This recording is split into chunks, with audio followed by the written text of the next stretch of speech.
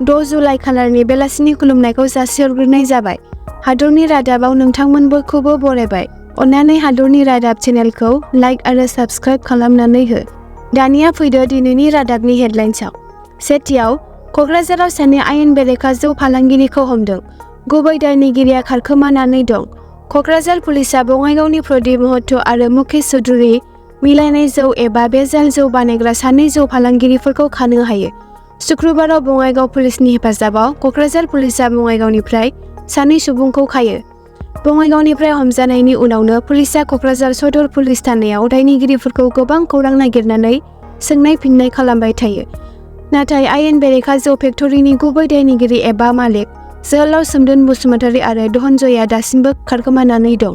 नैथियाव, जोङो मिथिगौदि बिसायख'थियाव एबा इलेक्सन जानोसैब्ला सुबुंफोरा मोनसे दोलोनिफ्राय गुबुन मोनसे दोलोआव जगदान लानायखौ नुनो मोनो। नाथाय मैया क'क्राझार वार्ड नं 4 नि मोन 6 सेल्फ हेल्प ग्रुपनि सोद्रोमा आरो गोबां सुबुंफोरखौ UPPL नि दोलोआव जगदान लाहैनायखौ नुनो मोनो। थामथियाव, सा 7 सुबुंफोरखौ हमदों तामुलपुर जिल्ला पुलिस बिफाना। मिथिनो मोननाय बायदिब्ला माखासे सम सिगांनिफ्राय तामुलपुर उदालगुरि थांनाय लामानि कसुबारियाव माखासे लाइमोनफोरा आखायाव गन हकिनि बेटफोरखौ लानानै लामाजों हान्थिग्रा सुबुंफोरनिफ्राय सिगि सग' खालामनानै रां लुथिबोदों। बे जाथायनि सायाव नोजोर होनानै तामुलपुर जिल्ला पुलिस बिफाना गोख्रोङै संदाननानै सा 7 लाइमोनफोरखौ हमो आरो गंनै गारिबो जब्द खालामो। माखासे लाइमोनफोरा दायो खारखोमानानै दं। हमजानाय लाइमोनफोरानो जाबाय पंकज बर', ध्रुव बर', हिमांशु नार्जारी, मिथिंगा बर', ध्रुबजित बराली, दिपज्योति बैश्य आरो राजु सरनिया। ब्रैथियाव, 2024 मायथाइनि हादरनां इन्ड'-भुटान कम्फु बादायनायाव सासे बर' फिसाया गल्ड मेडेल देरहानो हायो। चिरां जिल्ला फानबारिनि चन्द्रेश्वर बसुमतारीनि बिफा आरो बिमा खान्दि बसुमतारीनि फिसाज्ला बिरजन बसुमतारीया गावनि गोब्राब नाजानायजों इन्ड'-भुटान कम्फु बादायनायाव सनानि मेडेलखौ मोननो हायो। बाथियाव, जरहाटनि फुलिबरायाव हरसेयावनो गंसे बेंकआ गोमायो, जायनि जाहोनाव ग्राहकफोरनि गेजेराव दावराव-दावसि सोमजिखांहोदों। 2024 मायथाइनि 17 एप्रिलाव जरहाटनि फुलिबराव येस डिजिटेल बेंकनि मोनसे ब्रान्च खुलिनाय जादोंमोन। नाथाय बे बेंकआ दायो गैया जादों हरसेयावनो। गोबां सुबुंफोरानो गावनि खस्थ' खालामनानै आरजिनाय रांखौ बे बेंकआव दोनदोंमोन।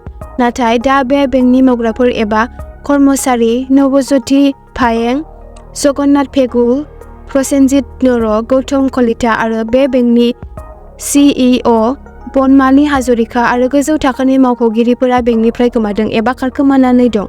दथियाव, उत्तर प्रदेश हाथरस जाथायनि गुबै दायनिगिरिखौ पुलिसआ हमदों। साननैसो सिगां हाथरसनि सत्संग धोरोमारि हाबायाव खारखाव-खारसि जानानै गोबां सुबुं थैनायनि गुबै दायनिगिरि देबप्रकाश मधुकरखौ पुलिसआ हमबाय। गुबै दायनिगिरिखौ दिल्ली लजपगड़निफ्राय खानाय जादों। हाथरस पुलिसआ मधुकरखौ दिल्लीनि लजपगड़ आरो उत्तर नगरनि गेजेरनि गंसे देहा फाहामसालिनिफ्राय खादोंमोन। बे जाथायजों सोमोन्दो थानाय सा 7 सुबुंफोरखौ खानाय जादों। बे गासैबो सुबुंफोरा सत्संग खुंथाय आफादनि सोद्रोमामोन। मख'नो गोनांदि उत्तर प्रदेशनि नारायण शंकर बिश्वहरि मुङै मिथिजानाय भोले बाबानि हाबाफारियाव बाहागो लानो थाखाय लाख लाख सिबियारिफोरा बे हाबाफारियाव ज' जादोंमोन। बियो खुंथायनि गनायथिनिफ्राय गोबां गुन बांसिन सिबियारिफोरखौ नुजाथिफैदोंमोन। स्निथियाव, शिक्षा सेतु एपआव गोबाव समनिफ्रायनो गैयै एबा एबसेन्ट 4000 नि बांसिन फोरोंगिरिफोरखौ बेथनखौ दोनथ'नो हागौ। रायजो सोरखारनि सोलोंथाइ बिफाननि शिक्षा सेतु एपनिफ्राय मोन 33 जिल्लाफोरनि 4000 नि बांसिन फोरोंगिरिफोरा गोबाव समनिफ्रायनो एबसेन्ट एबा गैयामोन। गोबां अनजिमानि फोरोंगिरिफोरा शिक्षा सेतु एपआव सोफानांगौ नुजाथिनायखौ फिननाय होआखैमोन। बेखौ 4 जुलाइआव IAS मावख'गिरि नारायण खनवारजों फाइल 37186 नि गेजेरजों सागान होजानाय गांसे लाइजामजों रायजो राजानि सिगाङाव फोसावनाय जादोंमोन। उफ्रा जिल्ला कमिशनारफोरनो दैथायहरनाय लाइजामाव फोरोंगिरिफोर गैयैनि बागै गुवारै फोरमायनाय जादोंमोन। 33 जिल्लाफोरनि सा 4907 फोरोंगिरिफोरा सोलोंथाइ एपआव गैया। दाइनथियाव, भारत बांलादेश सिमायाव जब्द खालामनाय रां आरो सना। भारत बांलादेश सिमायाव BSFआ सा 7 आयेन बेरेखा सिखाव फालांगिरिफोरखौ हमदों।